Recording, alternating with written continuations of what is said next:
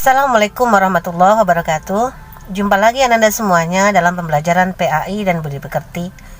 Untuk pembahasan kali ini kita akan mengupas tentang sumber-sumber hukum Islam. Berikut akan kita ketengahkan indikator dan tujuan pembelajaran kita. Selamat mengikuti.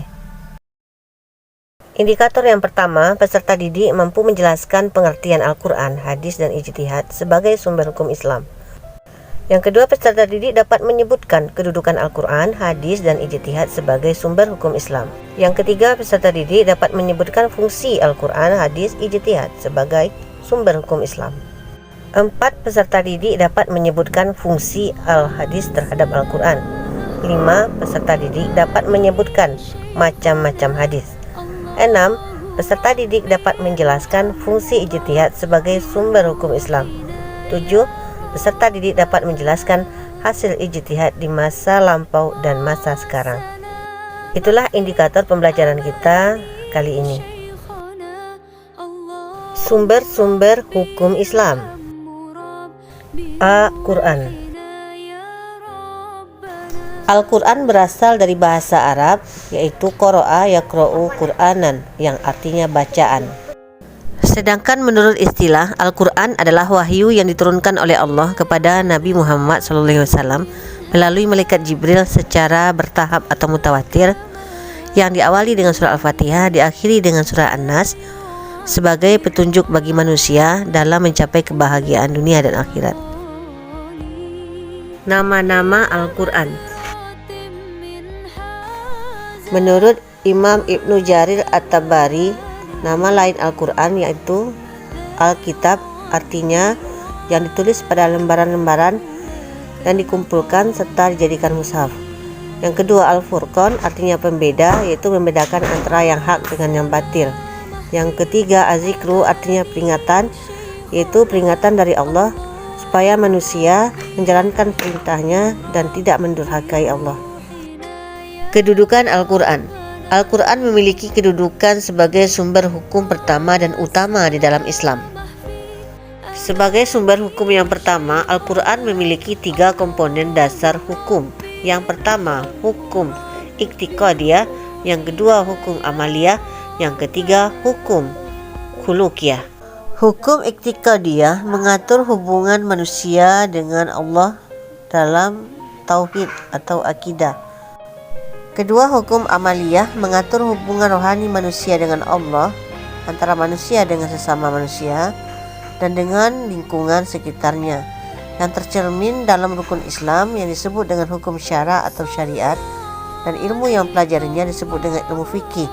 Hukum syara dibagi menjadi 2, yaitu hukum ibadah dan hukum muamalat.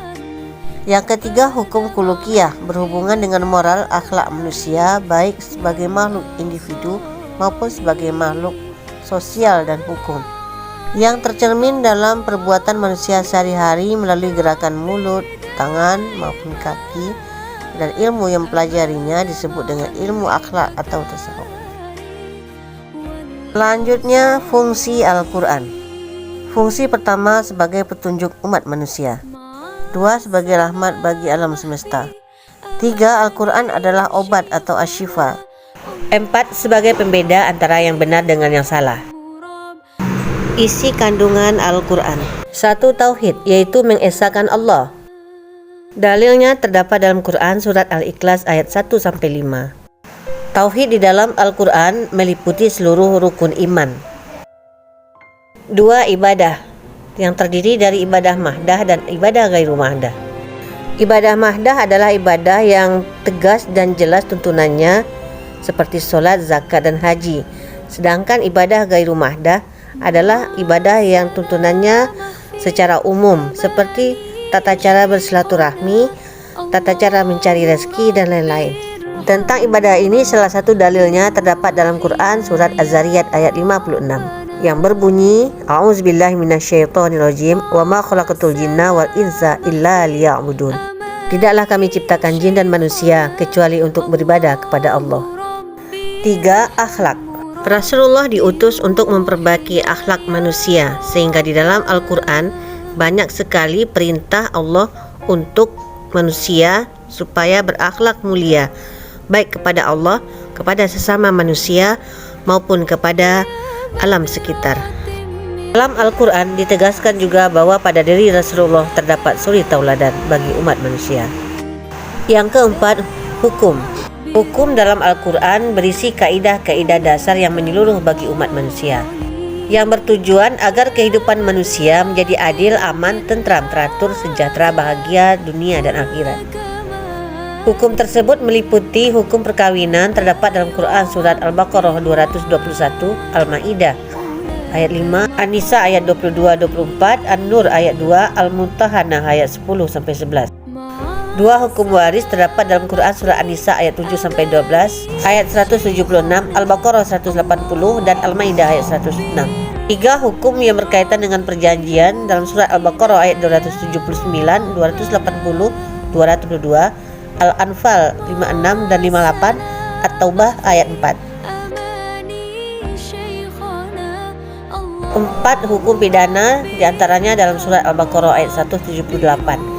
5 hukum perang diantaranya dalam surat Al-Baqarah ayat 190-193 dan 6 hukum antarbangsa diantaranya Quran surat Al-Hujurat ayat 13.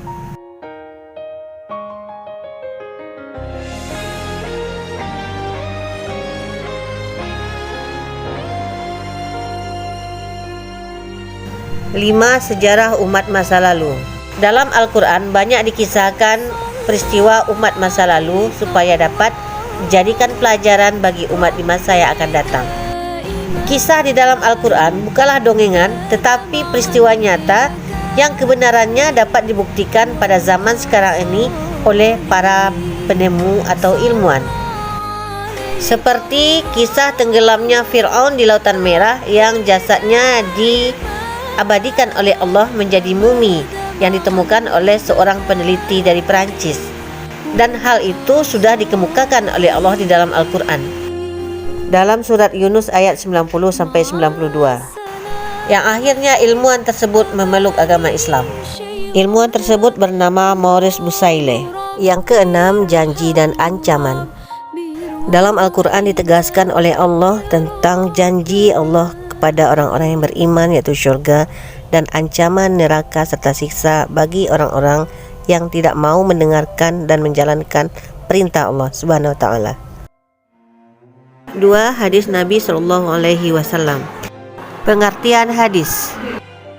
Menurut bahasa Arab, hadis artinya baru. Menurut istilah, hadis adalah segala sesuatu yang disandarkan kepada Rasul, baik merupakan ucapan, perbuatan, ataupun ketetapan. Perkataan Rasul disebut dengan hadis qauliyah, perbuatan Rasul disebut dengan hadis fi'liyah, dan ketetapan Rasul disebut dengan hadis takririyah. Pembagian hadis. Berdasarkan tingkat kesahihan hadis, hadis terbagi ke dalam 4, yaitu: yang pertama, hadis sahih, memiliki tingkat hadis yang tinggi dari hadis yang lainnya karena sanadnya bersambung, perawinya adil, matannya tidak ada kejanggalan, para perawinya kuat ingatannya. Yang kedua, hadis hasan adalah hadis yang sanadnya bersambung dan diriwayatkan oleh perawi yang adil namun tidak sempurna ingatannya. Yang ketiga, hadis dhaif adalah hadis yang sanadnya tidak bersambung dan diriwayatkan oleh perawi yang kurang adil. Yang keempat, hadis maudhu', yaitu hadis yang dicurigai salah seorang sanadnya adalah orang yang pernah berdusta. Fungsi hadis. Yang pertama yaitu bayan takrir, artinya hadis berfungsi mempertegas dan memperkuat hukum yang telah ditetapkan di dalam Al-Quran. Yang kedua, bayan tafsir, yaitu menjelaskan, menafsirkan dan merinci ayat-ayat Al-Quran. Dan yang ketiga sebagai bayan at-tashri, yaitu menetapkan atau mewujudkan suatu hukum atau ajaran yang belum tercantum di dalam Al-Quran. Kedudukan hadis. Hadis menempati kedudukan yang kedua sebagai sumber hukum setelah Al-Quran. 3. Ijtihad. Pengertian ijtihad yaitu pengerahan segenap kemampuan untuk menentukan hukum syara' melalui dalil-dalil yang terinci dengan metode tertentu. Fungsi ijtihad yaitu mengistinbatkan atau mencari, menggali dan menemukan hukum syara' yang tidak ada dalam Al-Quran dan hadis. Dasar dalam melakukan ijtihad terdapat dalam Al-Quran surat An-Nisa ayat 59. Kemudian hadis berdasarkan dialog Rasulullah dengan Mu'adz bin Jabal saat Mu'adz akan diutus ke daerah lain. Kedudukan ijtihad. Ijtihad merupakan sumber hukum ketiga setelah Al-Quran dan hadis. Ruang lingkup ijtihad adalah yang pertama peristiwa yang hukumnya masih samar dalam Al-Quran dan hadis. Yang kedua peristiwa yang belum ada nasnya sama sekali di dalam Al-Quran dan hadis. Macam-macam ijtihad. 1. Ijma'. Ijma' yaitu kesepakatan para ulama pada suatu masa untuk menetapkan hukum yang belum ada hukumnya dalam Al-Quran dan hadis berdasarkan kaidah-kaidah Al-Quran dan hadis. 2. Qiyas. Secara bahasa artinya mengukur sesuatu dan menyamakannya. Sedangkan menurut istilah adalah menetapkan suatu hukum yang belum ada ketetapan hukumnya dengan menyamakan terhadap sesuatu yang sudah ada ketetapan hukumnya dalam Al-Quran dan hadis. 3. Maslahah mursalah, yaitu menetapkan hukum untuk mencari kemaslahatan bersama terhadap permasalahan yang belum ada disebutkan dalam Al-Quran dan hadis. Sekian dan terima kasih. Wassalamualaikum warahmatullahi wabarakatuh.